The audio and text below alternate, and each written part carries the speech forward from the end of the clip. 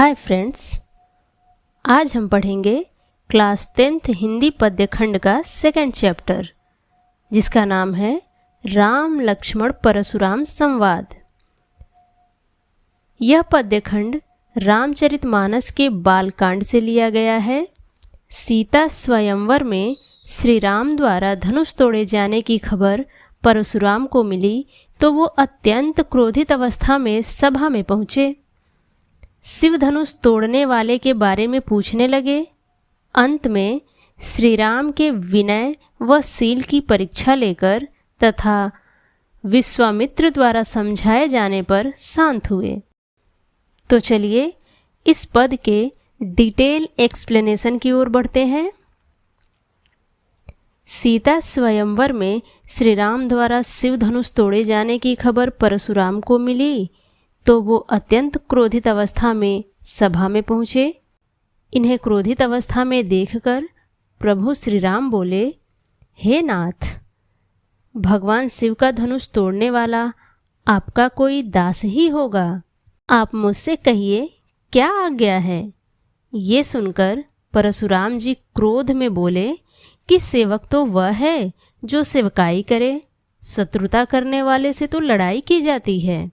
हे राम सुनो, जिसने भी शिव धनुष तोड़ा है वो सहस्त्र बाहु के समान मेरा शत्रु है। उसे इस सभा से अलग किया जाए, नहीं तो सभी राजा मारे जाएंगे। मुनि के ये वचन सुनकर लक्ष्मण मुस्कुराए और परशुराम जी का अपमान करते हुए बोले कि बचपन में हमने बहुत सी धनुहियाँ तोड़ी हैं, परंतु उन पर तो आपने कभी क्रोध नहीं किया। इसी धनुष पर आपका इतना मोह क्यों है। ये सुनकर भृगुवंश के ध्वजा के रूप परशुराम जी क्रोधित होकर बोले, अरे राजपुत्र, तू काल के वश में है, इस कारण सोच समझकर नहीं बोल रहा है। ये तीनों लोकों के स्वामी शिव का धनुष है। ये धनुष तुझे बाकी धनुष के समान प्रतीत हो रहा है। इस पर लक्ष्मण हंसकर बोले कि हे देव, मेरे समझ से तो सभी धनुष समान हैं और पुराना धनुष टूट जाने से क्या हानि, क्या लाभ। श्री राम ने तो इसे नया समझकर छुआ था, अब छूते ही टूट गया तो इसमें रघुपति का कोई दोष नहीं है। आप तो अकारण ही क्रोध कर रहे हैं। लक्ष्मण के व्यंग भरे वचन सुनकर मुनि अपना फरसा संभालते हुए बोले, रे दुष्ट, तुमने मेरे स्वभाव के बारे में शायद नहीं सुना है कि मैं कैसा हूँ। बालक जानकर तुझे मैं छोड़ रहा हूँ, तू मुझे केवल मुनि समझ रहा है। मैं बाल ब्रह्मचारी व अत्यंत क्रोधी स्वभाव का हूँ। मैं क्षत्रियों का नाश करने वाला हूँ, ये पूरा विश्व जानता है। अपनी भुजाओं के बल से इस पृथ्वी को मैंने कई बार क्षत्रिय विहीन करके ब्राह्मणों को दान कर दिया है।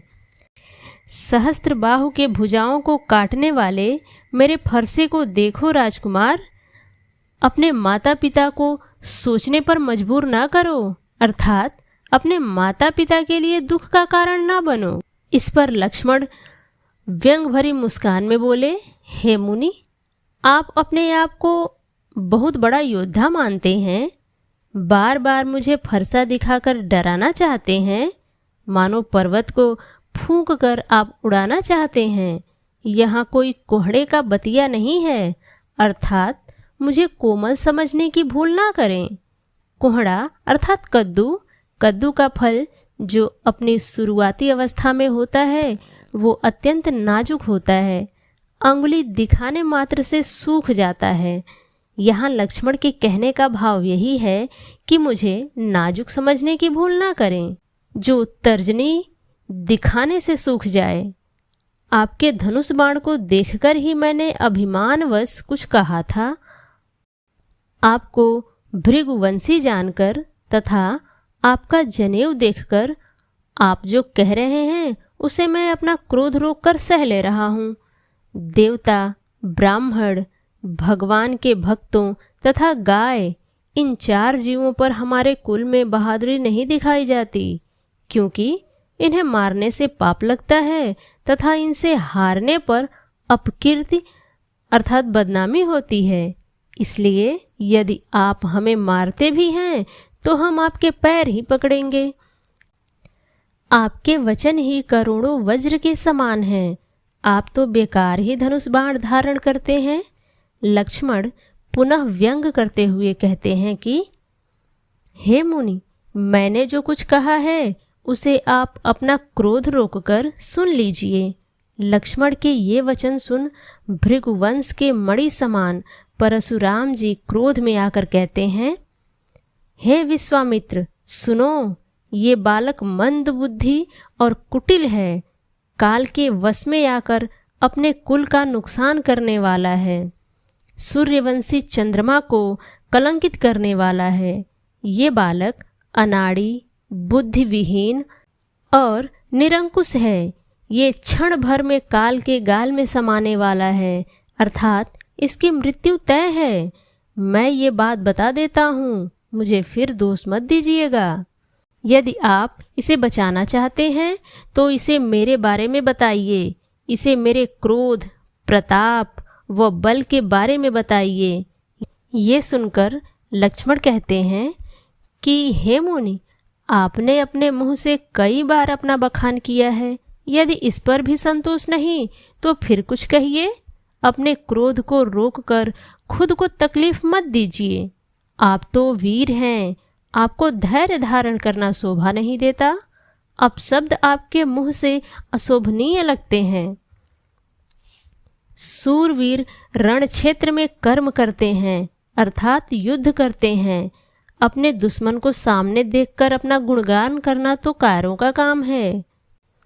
आगे लक्ष्मण जी फिर व्यंग करते हुए कहते हैं, ऐसा मालूम पड़ता है कि आप मेरी मृत्यु को बार बार बुला रहे हैं, जबकि वो आना ही नहीं चाहती। लक्ष्मण के कठोर वचन सुनकर परशुराम जी फरसे को कसकर पकड़ लेते हैं और कहते हैं कि अब मुझे कोई दोष नहीं देगा। कटु वचन बोलने वाला ये बालक मारने योग्य है। इसे बालक जानकर मैं छोड़ रहा था, लेकिन यह मरने को आतुर है। परशुराम को क्रोधाग्नि में जलता हुआ देखकर विश्वामित्र बोले, हे मुनि, इस बालक के अपराध को क्षमा करिए। बालक के गुण दोष को साधु लोग नहीं गिनते। इस पर परशुराम जी कहते हैं कि मेरा फरसा बहुत तेज है, मैं अति क्रोधी हूँ। ऊपर से गुरु का अपमान करने वाला मेरे सामने है, पर फिर भी मैं इसे बिना मारे छोड़ रहा हूँ, केवल विश्वामित्र आपकी वजह से। नहीं तो इस कुठार से मैं इसे काट देता और क्षण भर में गुरु ऋण उतार देता। परशुराम के ये वचन सुनकर विश्वामित्र मन ही मन मुस्कुराए कि इन्हें तो हर समय अपनी विजय ही नजर आती है, अर्थात सब कुछ हरा हरा ही नजर आता है। परशुराम क्रोध में इन दोनों को सामान्य बालक समझ रहे हैं, जबकि ये दोनों बालक फौलादी हैं। अंतिम पद में लक्ष्मण व्यंग करते हुए परशुराम जी से कहते हैं कि हे मुनि, आपका शील स्वभाव विश्व भर में कौन नहीं जानता। माता पिता का ऋण भली प्रकार उतार ही चुके हैं, गुरु का ऋण बाकी है, उसे आपने मेरे माथे मढ़ दिया। तो किसी हिसाब किताब करने वाले को बुला लेते हैं, वो सब लेखा जोखा करके बताएगा, फिर मैं थैली खोलकर सारा ब्याज चुका दूंगा। एक बार परशुराम जी के माता पिता की आपस में अनबन हो गई। परशुराम के पिता इतने क्रोधित हुए कि उन्होंने अपने बड़े बेटे को माता का वध करने की आज्ञा दे दी। बड़े बेटे ने मना किया तो पिता ने बेटे का ही वध कर दिया। ऐसा करते हुए उन्होंने अपने चारों बेटों का वध कर दिया। 5वां नंबर परशुराम जी का था।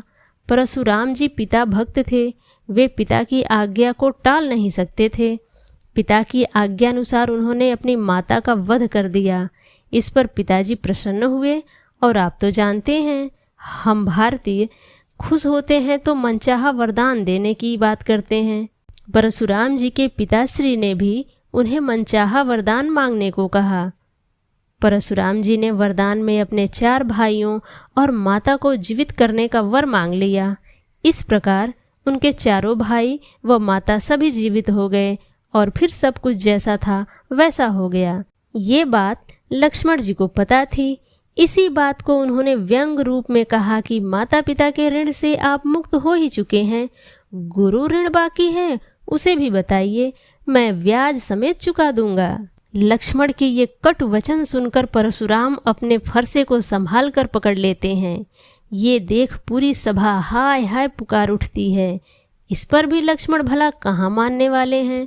लक्ष्मण बोले, हे राजाओं के दुश्मन, आप मुझे फरसा दिखा रहे हैं, जबकि मैं आपको ब्राह्मण समझकर छोड़ रहा हूँ। आपका कभी किसी योद्धा से सामना नहीं हुआ, आप केवल अपने घर के भीतर ही शेर हैं। लक्ष्मण के कटु वचन सुन सब लोग अनुचित है कहकर पुकारने लगे। सभी को अनहोनी होने का संदेह था। ये देख श्री राम ने आंखों के इशारे से लक्ष्मण को शांत किया। लक्ष्मण के उत्तर परशुराम के क्रोधाग्नि में आहुति के समान यानी आग में घी का काम कर रहे थे। परशुराम के क्रोधाग्नि को बढ़ते देख राम जल के समान शीतल वचन बोले। इस पड़ाव पर आकर इस पद का अंत होता है। ये भावार्थ आपको कैसा लगा कमेंट में बताएंगे तो हमें अच्छा लगेगा। लाइक सब्सक्राइब करना आपकी मर्जी। मिलते हैं नेक्स्ट वीडियो में। धन्यवाद।